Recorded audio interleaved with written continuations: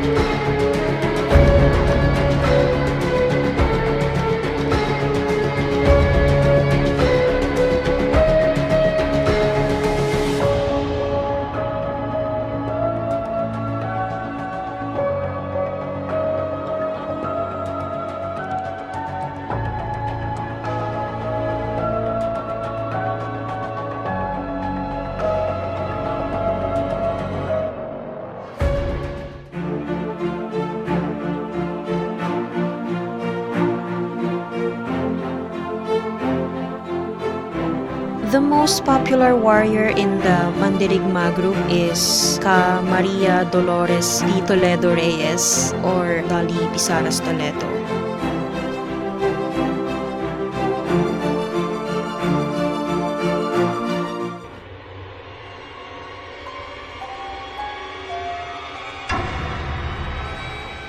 Most defenders know her. Even before the birth of the Mandirigma group, Dolly sailed the seas of social media alone, attacking the defenders left and right with issues that she alone knew about. She became known to the brethren as someone who knew a lot of controversial stories used to attack brothers Market Angel Manalo. She was the primary puppet used to spread the nastiest rumors and intrigues. After the video of Ka Angel and Ka Tenny asking for help appeared on YouTube, Dolly suddenly surfaced and started to propagate her alleged knowledge about the brothers. She became well known to the brethren as the only source of information regarding the alleged classmate video, which purportedly involves Kamark and Ka Angel. Dolly initiated the creation of the Mandirigma. The Mandirigma is the group of brethren who defended the church administration and the church through social media.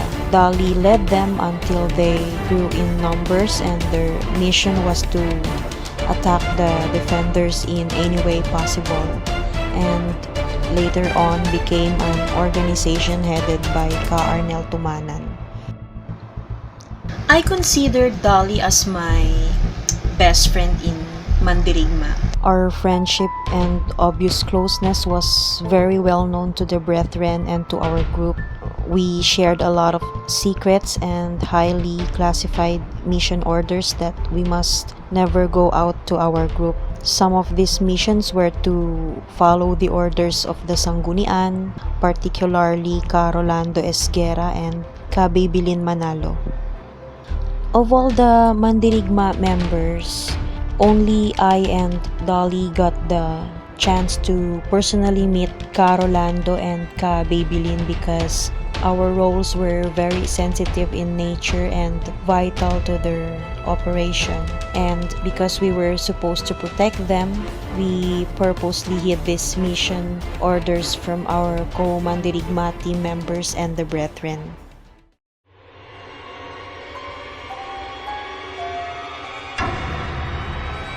Perhaps some of those who work in central office already know how close Dolly is to Ka Rolando. They are so close that she endearingly calls him Tatay. She is even close to Ka EVM's family, especially to Ka Babylin and Ka Jojo de Guzman.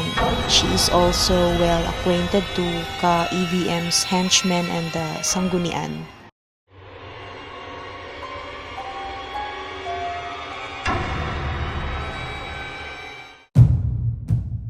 I can say Dolly is a VIP because she has access to those people holding key positions in the church, and she can easily report to them if she may, and she freely goes in and out of Central with a special treatment. And because we became a tandem duo in this conspiracy, whatever VIP treatment they afford her, I have been graced with such too. Dolly is a single mom of 4 kids. Her eldest is Dang, who married an American and now lives in the US.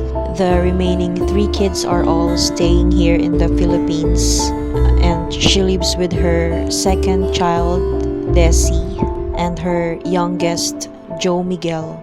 Her third child, Joe Lawrence or Jolo, is currently a first-year BEM student who resides in the student dorm in Central.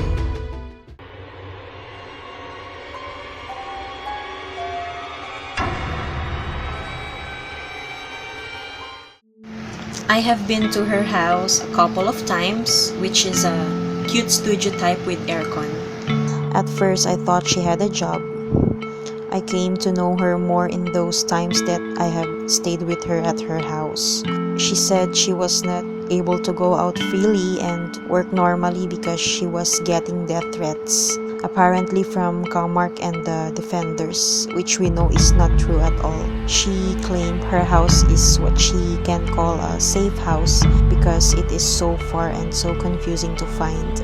She currently lived in Bagong Silang, Caloocan, and she is registered in local of Bagong Silang 1. I didn't ask her about her family's resources and how she and her kids survive being a single mom, as she claimed to have a sibling who owns a school for pilots. I did not verify if what she told me is true, but I have been hearing some news that she and her kids are being supported by Central. She has one bodyguard that Central assigned to her wherever she went, and his name is Boyet. I asked her what was the bodyguard for, and she said she really needed protection as there was a threat to her life. I didn't know why she needed a security. All I know is that it is just a sign of cowardice because she is scared of her own ghost for all her baseless attacks, and not because of any death threats as she claimed to receive.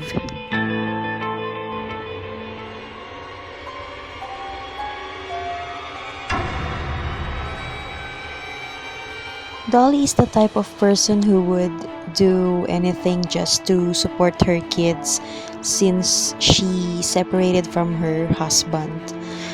I feel sad for her because she has to face it alone, and now she is desperate that she is willing to do anything just to survive. She was a convert in her younger years. That was why her parents hated her so much. And her husband, Joey Reyes, was an INC and she converted and they got married. After rearing 4 kids together, her husband left her for another woman. She started to become rebellious, which resulted to her expulsion. Her children got angry at her because of her carelessness. She went back to being a sanlibutan and did all the stuff that was forbidden in the church. She worked in nightclubs as a secretary. She learned how to drink alcohol and other intoxicating substances, and she had a lot of short-lived relationships with different men while still being legally married to her estranged husband. So technically, she also was an adulterer. She became miserable and she neglected her children. One day, she woke up and repented for all her sins and started to pick up the pieces of broken life. She asked forgiveness from her kids and eventually she started to attend worship services again as a returnee in the church.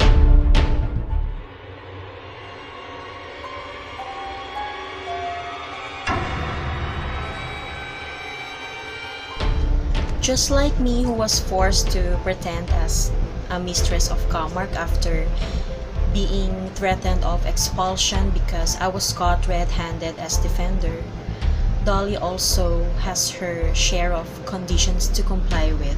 What Dolly is doing now, spreading false accusations against the family of Ka-Erdi, is her compliance to the Sanggunian's conditions to her benefit.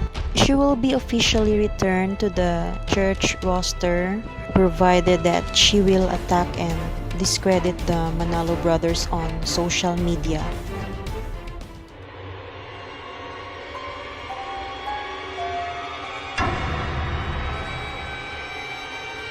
They plotted the story against the brothers based on her true accounts as an employee working in girly bars or nightclubs. Dolly agreed to it, provided she will be returned to the church roster immediately.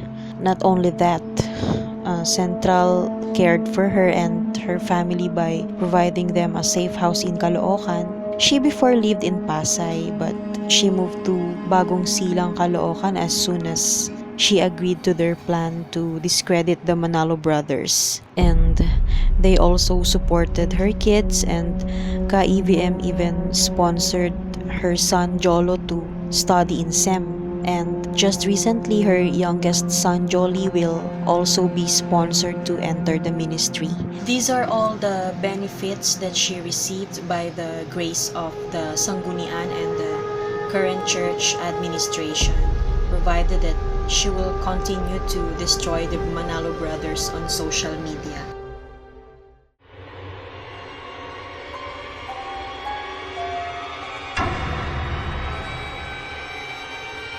She is very sure that the church leadership will not forsake her. That's why I said earlier that she was so desperate to the extent of doing anything, no matter how evil, just to provide for her children.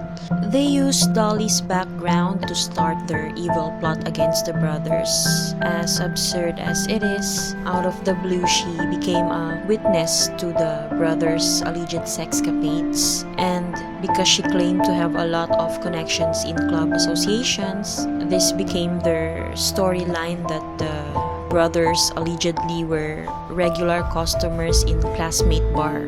She was working at that time in Queen's Castle KTV Bar in Quezon City and claimed she had been talking to the owner of Classmate and his friend when they were in meeting in the Club Owners Association. She claimed she represented her boss in that meeting as her boss was not able to attend, and that was when she was able to meet the owner of Classmate. Everything she stated in her story was just manufactured lies and just a part of their plan, and it spread on social media like wildfire. But until today, it's already 2017, they have not proven anything yet because it is not true. I feel so sorry for Dolly's kids because they have also been blinded by her stories and became blind followers. It's just a waste because her kids are very intelligent and maintain high grades in school. I just could not comprehend how their mother is like this.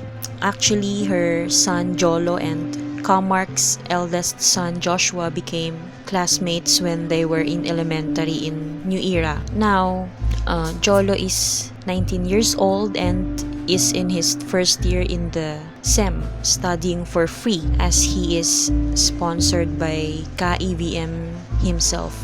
These are all favors bestowed upon Dolly in exchange of her loyalty. But the brethren are unaware of the true story behind the favors.